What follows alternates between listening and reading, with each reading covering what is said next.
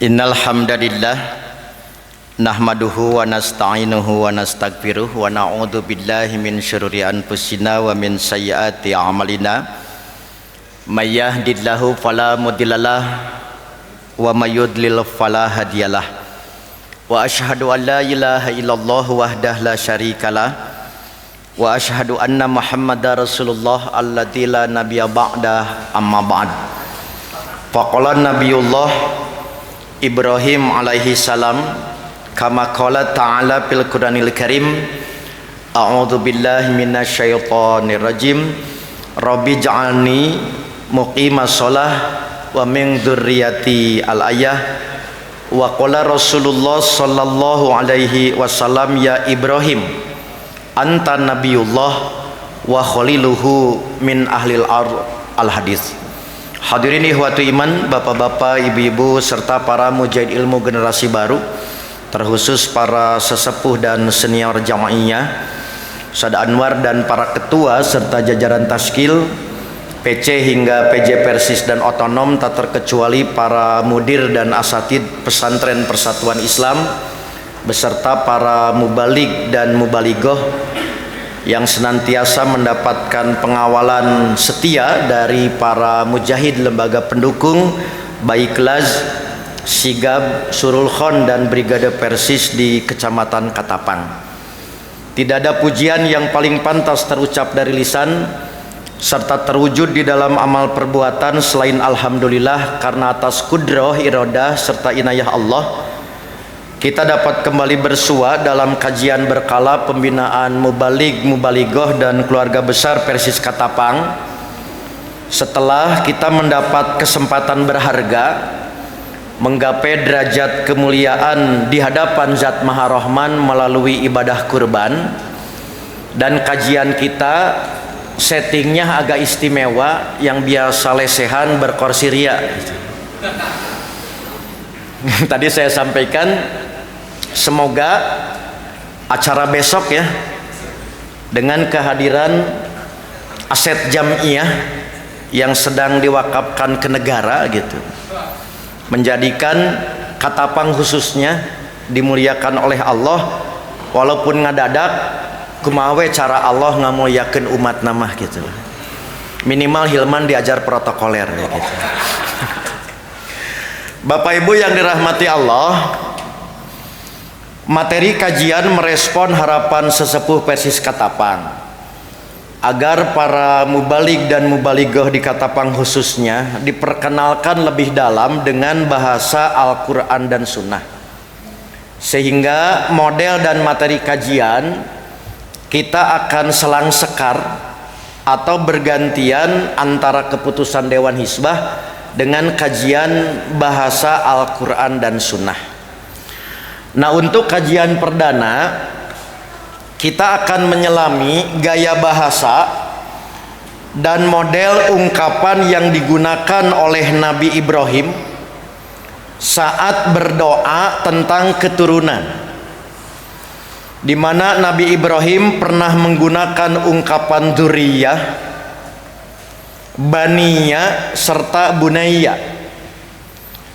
Bahkan dalam event dan momen yang lain beliau tidak menggunakan ungkapan tertentu, tidak menggunakan label tertentu, namun langsung menyebut sifat seperti soleh, minas solihin, tanpa menyebut dzurriyyah, tanpa menyebut baniya, tidak menyebut bunayya, tapi langsung minas solihin.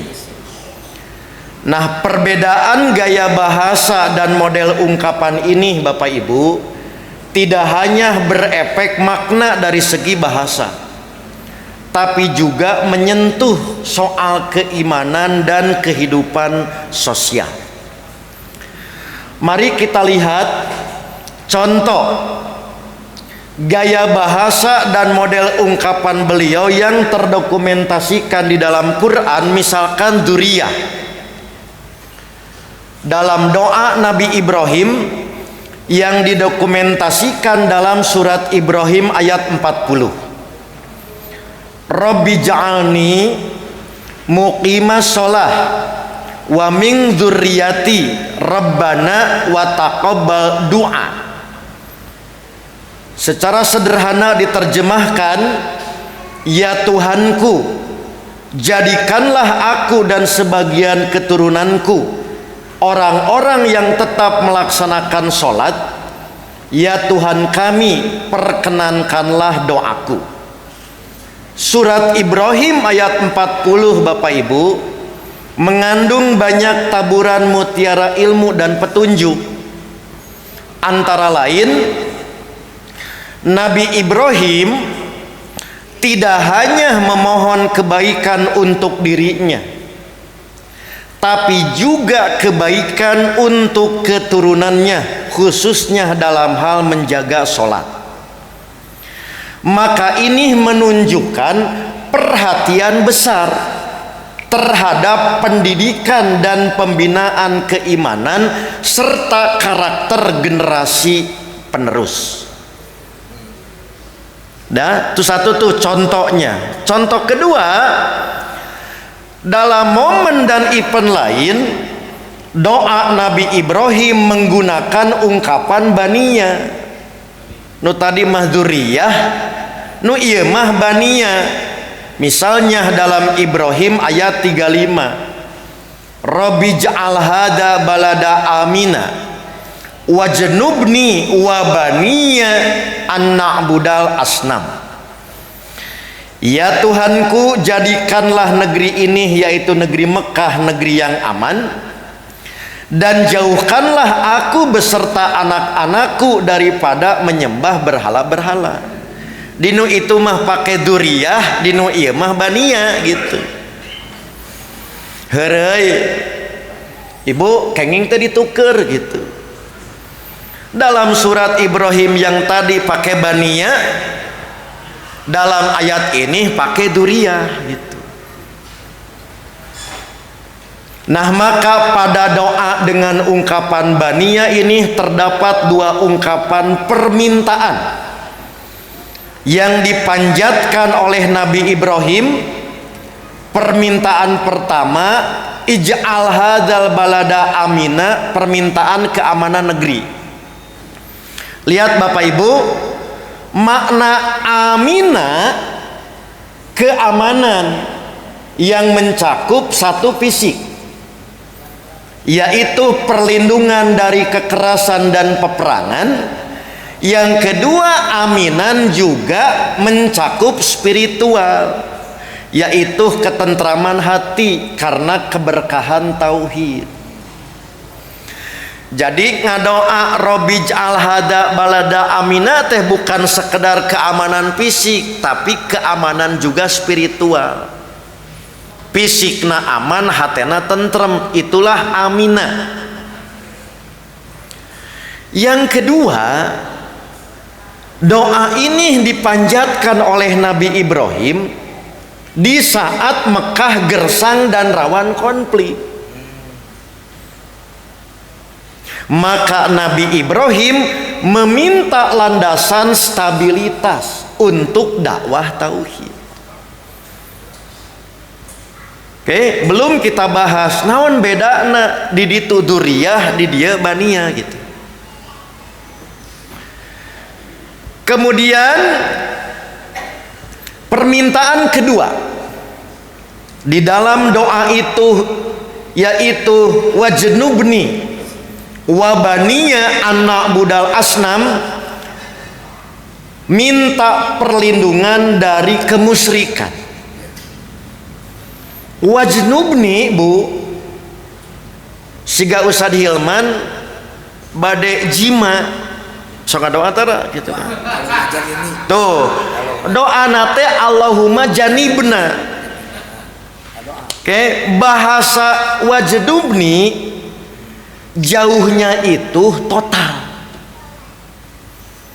Makanya Allahumma janibna syaiton, syaiton gitu kan Bu.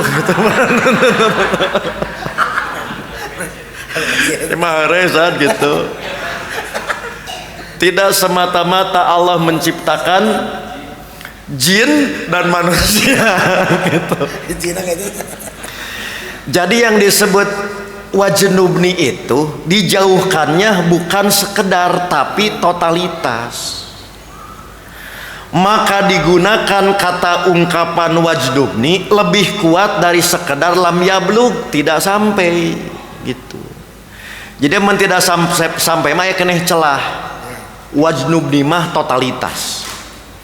Maka di sini kenapa Nabi Ibrahim memohon pakai bahasa wajnubni? Karena mengandung pencegahan proaktif oleh Allah. Sudah, dalam konteks permintaan kedua menunjukkan tanggung jawab spiritual orang tua untuk melindungi generasi penerus dari kesesatan. Terakhir karena terus jam 5 ya. Nah. Selain dengan ungkapan bania, ya Ibu, Nabi Ibrahim juga menggunakan ungkapan bunaya. Di surat As-Saffat ayat 102, setelah mengalami mimpi, mimpinya disampaikan kepada anaknya yaitu Ismail, bahasa yang dipakai ya bunaya, ente ya duriyati, ente gitu Pak, ente ya bania, tapi digunakan ya bunaya, ini ara fil manam anni adbahuka fandur madataro.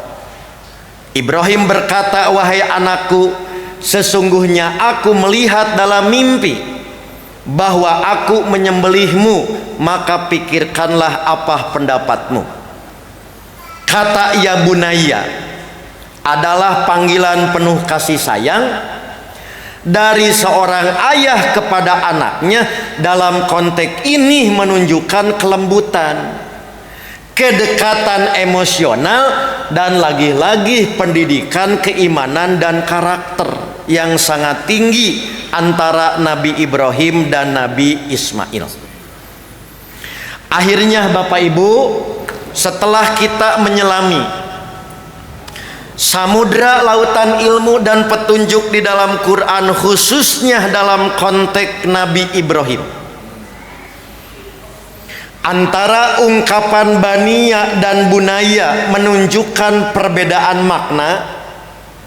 Cek barudak kiwari katapang aksentuasi makna, ada titik tekan. Pertama, bania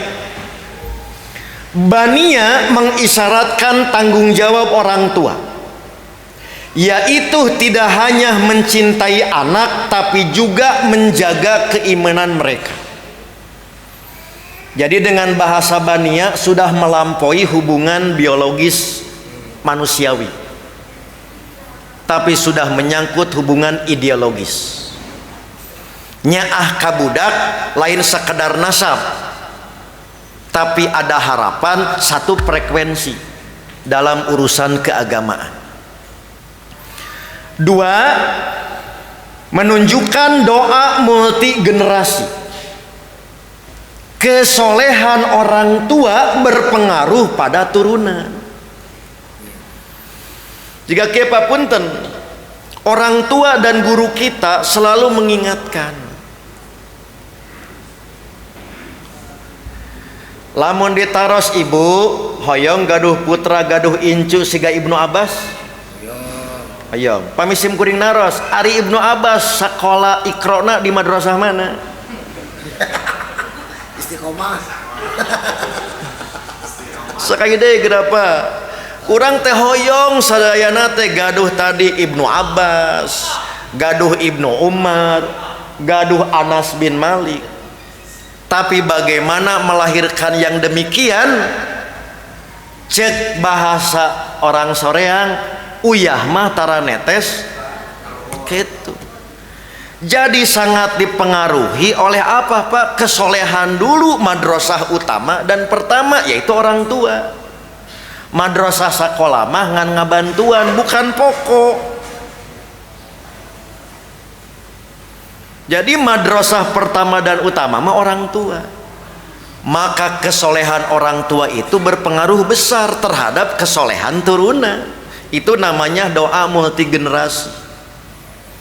Sementara ketika mengucapkan bunaya ada aspek parenting, yaitu pentingnya kelemah lembutan dalam mendidik anak, apalagi saat memberikan nasihat berat.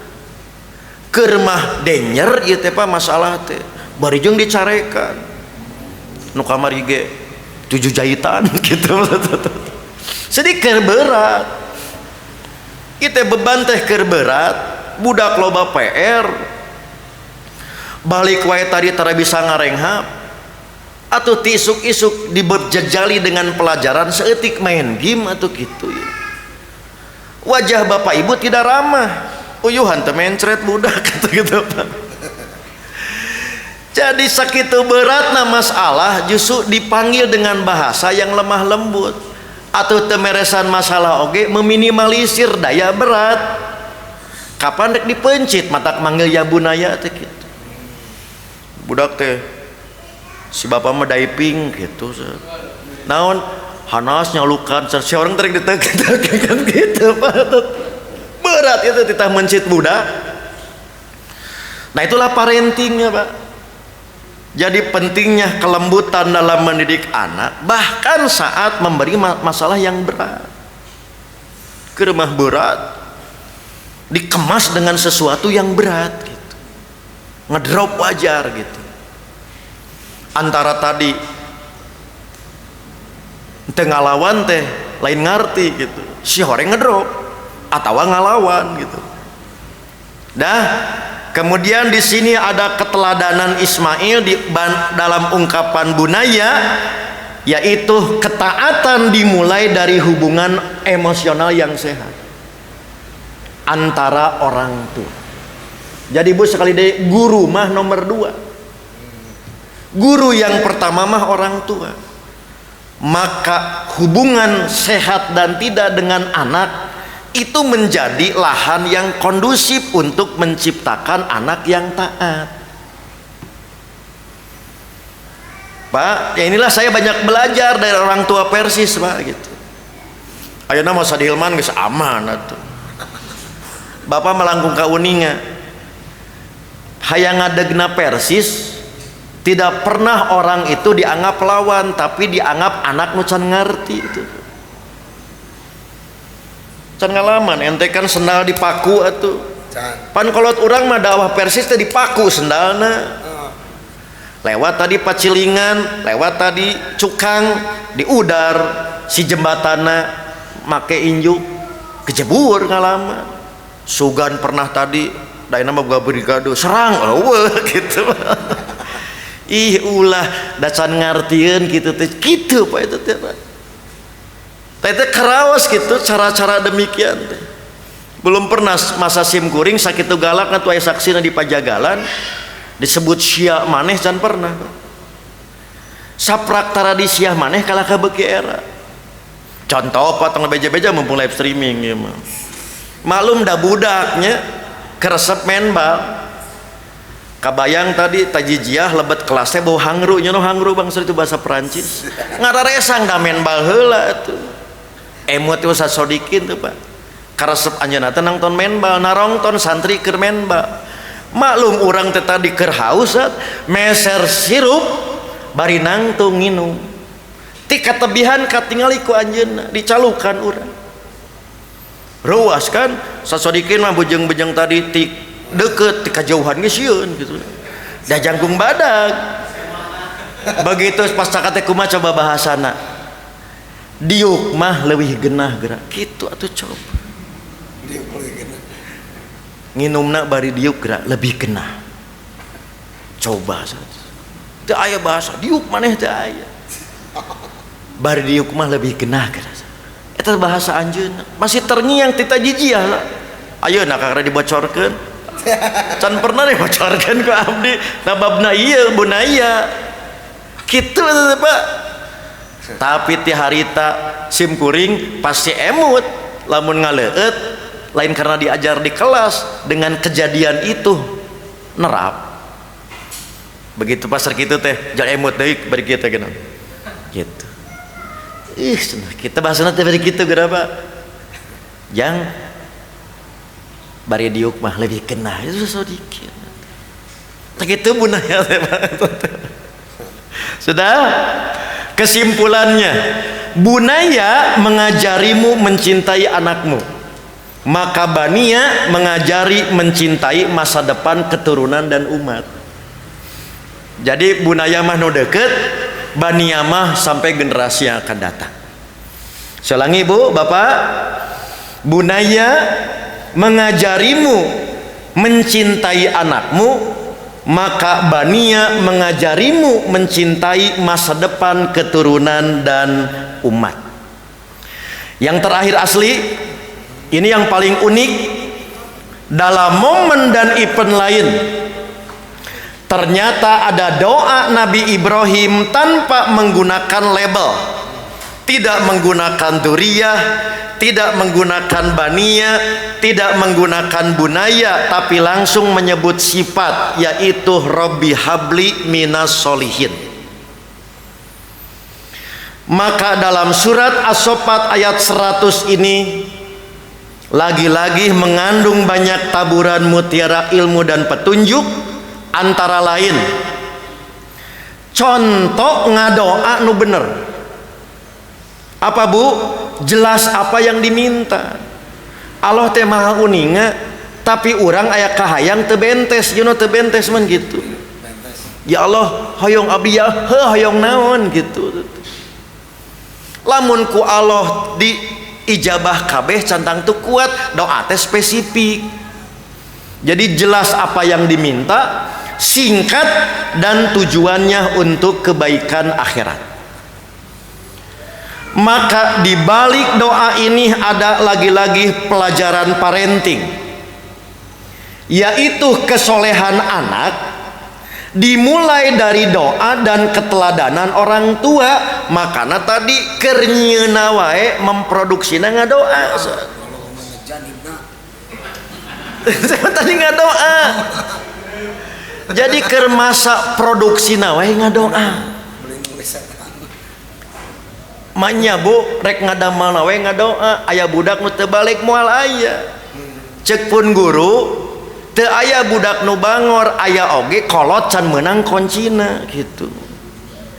Sakali deui geraman. Tidak ada anak yang nakal keluarga muslim kapan nyieuna ge ngadoa. Halo. Yang ada orang tua belum menemukan kuncinya. Jadi disebut bangor ku urang, padahal urang can bisa naklukeun lantaran can menang kuncina gitu. Nah itu sisi parenting teu naon Bu, bade kumaha ge da ikhtiar, jangan lupakan doa. Sebab anak kita bukan milik kita. Diuwihkeun deui kanu gaduhna dengan apa? Munajat doa. Kapan produksi nage ngadoa, maka proses nage tak boleh kudu dikawal ku doa, kudu gaduhna gitu. Oke? Maka di balik doa ini ada pesan utama, yaitu anak soleh adalah warisan Nabi Ibrahim untuk peradaban dunia. Jadi lamun urang Bu menciptakan anak soleh, sorry bro, mikirna entong leutik loka sakatapangeun. Duta Ibrahim gitu Pak. Jadi tos didoakeun ti ditu keneh. Pasantren Katapang menciptakan anak soleh sanes keur sakatapangeun. Hakikatna pelanjut warisan doa Ibrahim. Budak ayeuna nyebutna duta global. Rogi atuh Pak, tuh bapak Kang senior Kang Asep. Coba sesepuh Persis ngadegeun pasantren ieu timiti waktu tenaga biaya terus menciptakeun ngan sakatapangeun rugi atuh. Tadi di kantor jeung Hasan urang mah PC rasa pusat gitu gitu.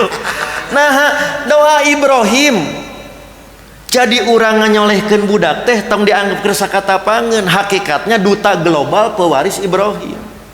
Moal anu sia-sia. Kan baik itu budak ieu nu hiji hafalna 30 juz.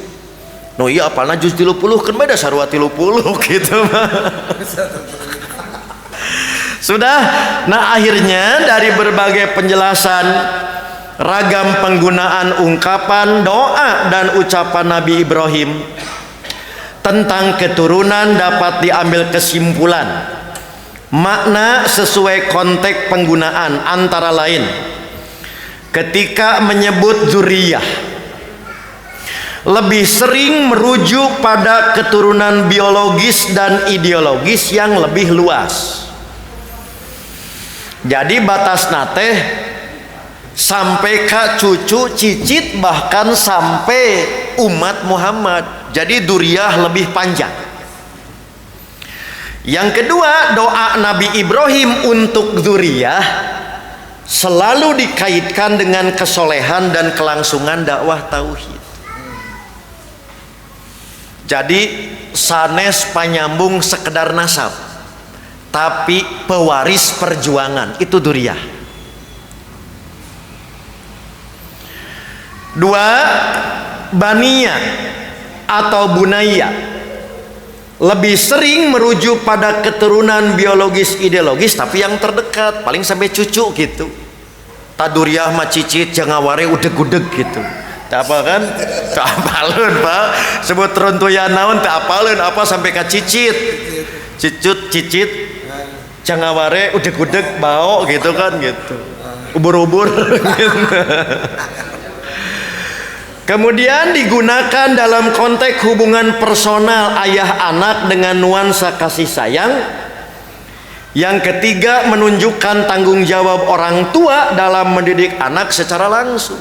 Sekali deui di kapasantrenkeun, di kamadrasahkeun mah sanes pokok dengan bahasa bania dan bunaya. Angeureun pokok mah orang tua, guru mah ngabantu.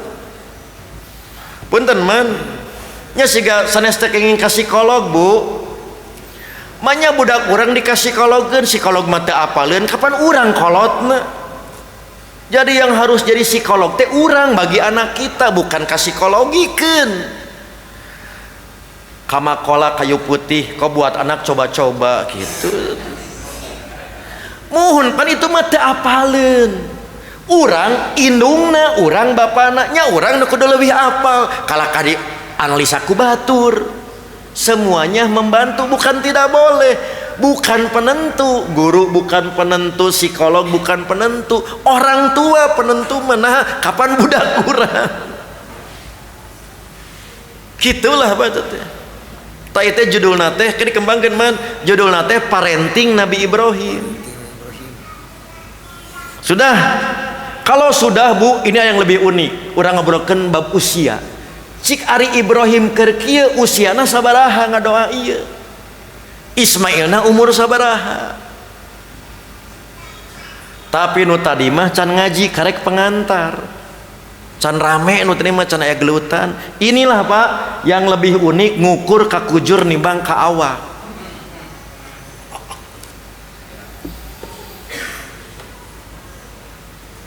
Siga engke Bu ngobrolkeun puntennya yang paling wah ya mah. Tadi terangkan penting, diterangkan hariwang saat sampai ayat kejadian Nabi Ibrahim menyuruh cerai Ismail Pak.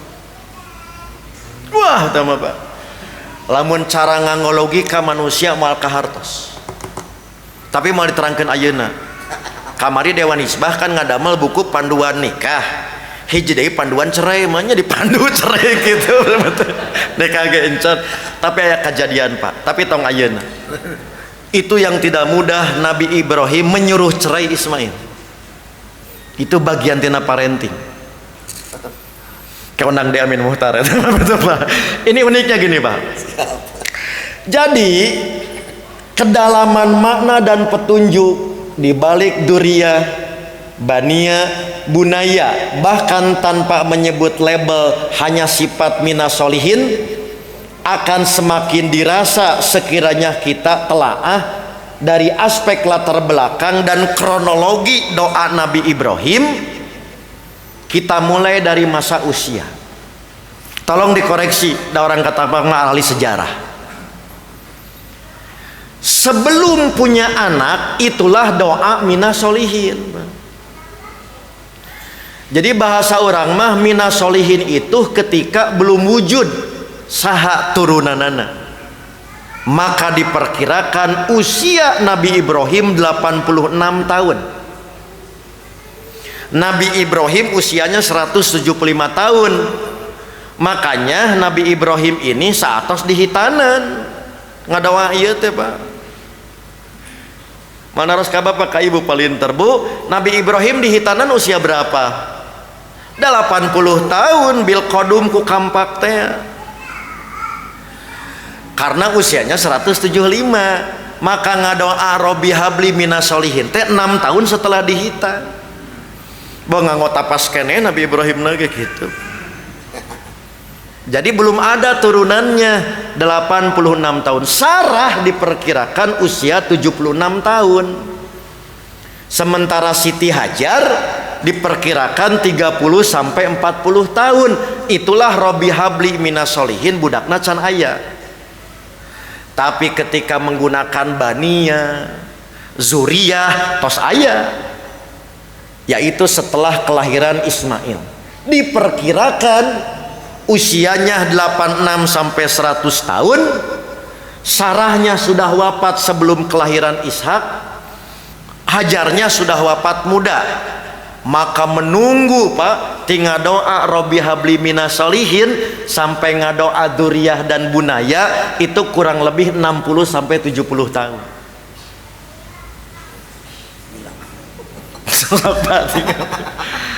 Lain naon Pak ngarah urang bi era Pak. Jadi sekali deui tingawitan ngadoa Robbi habli minasolihin. Oke, sebelum lahir anak sampai wamin duriyati bania tos aya budakna itu jeda sampai 60 sampai 70 tahun.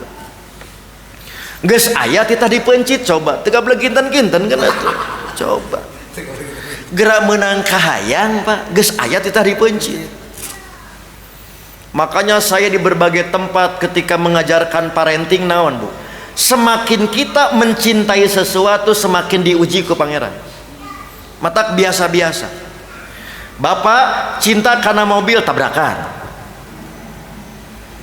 Maksudnya tabrak ku batur. Beki api karena motor cacad ku batur. Batur mah lempeng we urang nama Jadi semakin dicinta semakin diuji ku pangeran. Matak mending biasa-biasa Pak. Nah ada teboga gitu mah. Sungkan teh biasa-biasa orang teboga. Sudah Pak? Jadilah menditnya fase teh kitu heula, Robbi habli minasolihin dulu fase 1 tanpa label gitu kan. Setelah punya baru ngadoana dzurriyyah. Baru setelah itu doanya bania. Sekali lagi Pak, 60 70 ari urang mah candi ijabah karek bulanan gitu sabar. Jadi kesimpulannya moal aya Pak, yang namanya anak soleh itu dadakan. Anak soleh kudu didikan, tapi minta kesolehannya juga jangan sampai satu lapisan generasi. Disebutna visioner. Nah tadi ngobrol jeung Hasan, investasi SDM teh mahal jeung lila, tapi ngepekna luar biasa. Itulah kira-kira sedikit catatan keinginan kesepuhan. Ini sengaja jeda karena PR utama orang Katapang Alif Lam 2800 di Quran. Karena PR-na ya. Jadi PR-na kesepuhan dzurriyyah sudah saya sampaikan dan bania. Yang belum nanti dalam kajian itu Alif Lam di Quran 2800. Saya minta dibagi Persisri mau mengambil berapa lapaknya. Persis mau berapa cek ibu nu gampil Alif Lam ngan 2 Samsiah jeung Komariah sakitu Bapak Ibu. Silahkan kembalikan, saya izin dulu ke toilet. Demikian aku lu qali hadza wa astagfirullah li wa lakum gitu. Kampung halaman ke toilet lah.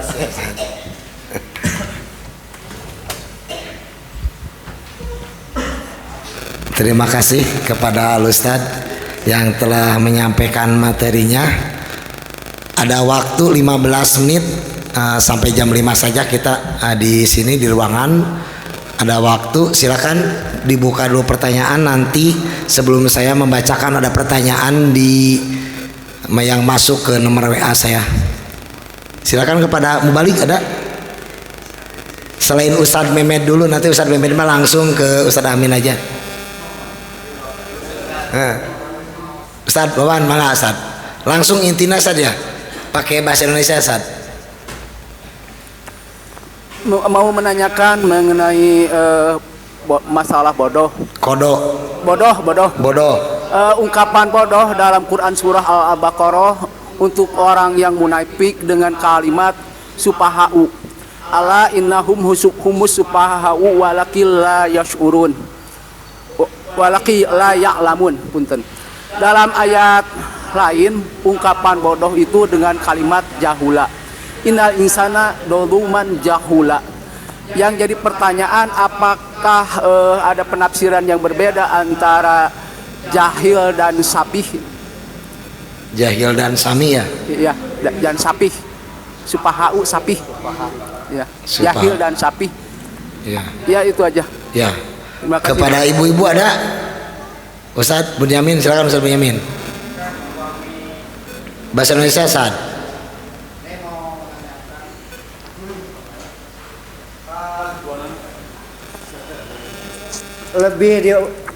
Bila kita masuk ke masjid pas mau sholat subuh, sementara kita itu udah sholat qobliyah subuh itu di rumah.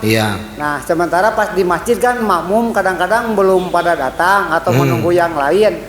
Nah, baiknya menunggu langsung sholat wajib atau sholat qobliyah subuh. Qobliyah subuh kan sudah di rumah. Iya, gitu. atau menunggu atau tahiyatul masjid gitu, ya. atau dia menunggu waktu sholat subuh berjamaah gitu. Nah, itulah kurang lebih itu. Ya. Terima kasih. Ibu Mubaliko ya, Ibu Mubaliko. Cekapnya. Cekap tosnya non. Kelaman. Ya. Bapak tuh jadi Bapak ya, jadi Bapak. Terakhir ketua, Bang Ketua.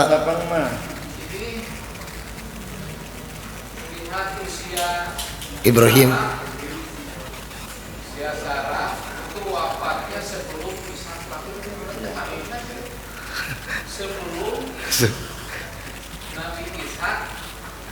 Jadi budak sahanya. Ya. Salah itu teh di catatan di ada tukang ngepret bal mah gitu. Sad, ini yang ungkapan kalimat bodoh sad dalam surat Al-Baqarah. Supahau. Ya, kumaha? Ucapan bodoh dalam surat Al-Baqarah. Ya. Jahil.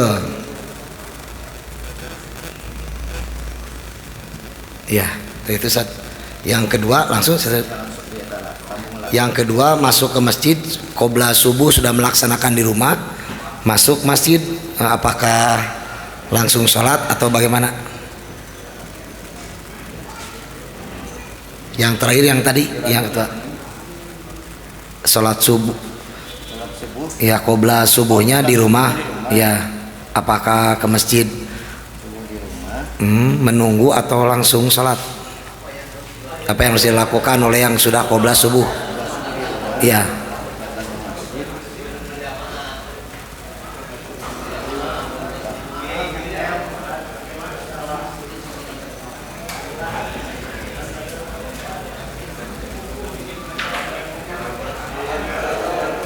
Ya, itu aja dulu, dua aja, dua. Ya, sudah dua saya, San. Dua ada Ustaz mah koreksi eta mah sanes patarosan eta mah. Pertanyaan yang pertama, saya ambil beberapa contoh perbandingan di dalam Al-Quran. Yang pertama, jahil itu kebodohan intelektual. Jadi jahil itu kebodohan akademik karena kurangnya pengetahuan, atau kebodohan yang kita sebut dengan emosional atau sikap. Sementara sapi, Pak, istilah nama kebodohan praktis, teu bisa ngurus sorangan. Jadi akademik oke, daya masalah. Kemudian tadi sikap oke, tapi dia tidak bisa mengurus. Dalam konteks di Quran kebanyakan digunakan di bidang harta benda atau aset. Jadi kebodohan dalam mengelola urusan harta, urusan keputusan, dalam tanda petik ceroboh, termasuk boros, eta teh sapih. Oke, saya ulangi. Jadi jahil, kebodohan karena kurangnya pengetahuan. Itu yang disebut dengan kebodohan intelektual atau kebodohan akademik. Tapi sapih konotasinya ketidakdewasaan, ceroboh atau boros. Itu lebih kepada attitude. Jadi bukan tidak pinter, jadi kepada attitude, lebih kepada attitude. Jahil kepada skill, tapi sapih lebih kepada attitude gitu. Kesikap. Di antarana punten ieu mah memulai streaming usia 50 cul itu cul ieu masih keneh ngadu japati gitu. Itu bukan jahil, itu sapi gitu. Ngadu hayam terus usia 60, bukan jahil, sapi gitu. Gitu benten. Benten nama lebih ke attitude, bukan kepada skill atau akademik gitu. Yang kedua, ya sholat qoblanya sudah. Datang ke masjid rek naon, qomat acan. Nah, satu silahkan dipilih. Karena setahu kami Nabi tidak pernah sholat sunat di masjid. Saya ulangi, belum pernah menemukan Nabi sholat sunat di masjid. Sholat sunat Nabi itu selalu di rumah. Karena Nabi mah imam tekedah ngantosan, justru makmum yang menunggu. Maka masuk Nabi mah langsung imaman kan. Berarti kalau ngecek ke Nabi hese ngadamel prototipe na atau portofolio na ditinggali ke sahabat. Nah, saya ambil beberapa contoh ashabus sufah saja. Abu Hurairah, Anas, kemudian Ibnu Umar walaupun tidak tinggal di Sufah. Pilihannya masih berlaku sholat sunat yang lain, satu tahiyatul masjid. Karena sebab tahiyatul masjid adalah duhul. Itu tuh. Sholat sunat diantaranya tahiyatul masjid. Yang kedua, contoh seperti Abu Hurairah saat menunggu dari adzan qomat setelah sholat sunat nusubuh, Pak, itu maca Quran atau murojaah hadis. Karena bagi mereka sudah terbiasa hanya sekian menit bisa sekian juz gitu. 10 menit ngantosan 5 juz gitu. Jadi silakan sholat sunat masih ada, tahiyatul masjid bisa dilaksanakan. Karena larangan cuman satu, kata Nabi, la sholata ba'dal iqomah ilal maktubah.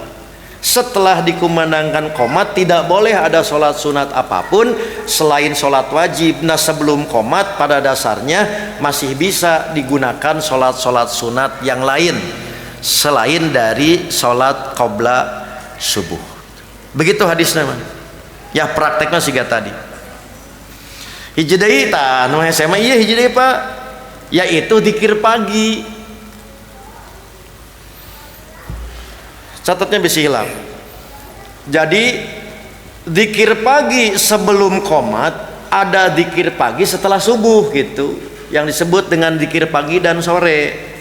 Kita di pesantren diajarkan tuh ya saksina asbahna kan, mun sore wa amsaina. Tah di buku Ustaz Abdullah sok tinggal 75 doa. Nah, itu bisa diantara dibaca gitu sambil menunggu. Selain tadi baca Quran, zikir pagi gitu. Di Pajagalan mah harita kami diajarkeuna doa asbahna sebelum kami belajar. Kiaman gitu saat berdiri kan. Tah, tos julusan nembe asbahna diajarkeun unggal poe. Saprak beres alumni jadi tara gitu. Karena tos ganti label dalam petik ku tarbiyah. Saprak ku tarbiyah dikir pagi petangna tara we di persis teh da bisi tadi hak cipta gitu. Padahal urang teh biasa. Di antaranya dan itu asbahna doana teh gitu untuk dikir teh boleh gitu. Itu di antara yang disampaikan nanti dalam beberapa hadis. Begitu man. Ya. Saya ditama atur nuhun, tama koreksi katim, kayak kutim dicek deui karena kalau tadi wafat sebelum kelahiran Ishak, Ishak budak saha gitu. Itu mah masukan buat tim Sigabah nanti itu bisa salah. Atur nuhun tama sanes patarosan eta mah tadkirah gitu. Terakhir asli Sad. Ya. Ini yang masuk ke nomor WA Sad asli ini mah. Oh ya kan. Oh ada. Itu senior. Usia. Ya. Kira-kira aya referensikan berapa umur Ismail ada gede pencit malama balaku manusia ya. Ya, itu. Usia. Ya. Kira-kira berapa? Itu 13 sampai 16. Jadi kieu Pak. Jadi kieu ini nanti kita rekonstruksi ulang karena ini penting bukan hanya sekedar syariat kurbannya tapi nilai pendidikan. Nanti saya sudah menyusun rekonstruksi bukan hanya bab syariat, bukan hanya bab fikihnya, ternyata di situ ada nilai tarbiyah dan tazkiyatun nafs yang luar biasa. Nanti insya Allah mohon doa sedang saya susun dari awal sampai Ismail cerai dan Ka'bah kebanjiran. Jadi Ka'bah kebanjiran nanti juga itu ada ceritanya bagaimana ngarehab. Ka'bah itu kemudian direhab karena kebanjiran gitu. Asalnya di luhur, kaki kis terus jadi turun. Itu teh aya riwayat nasad gitu. Dah gitulah. Damal tamat diterangkeun gitu.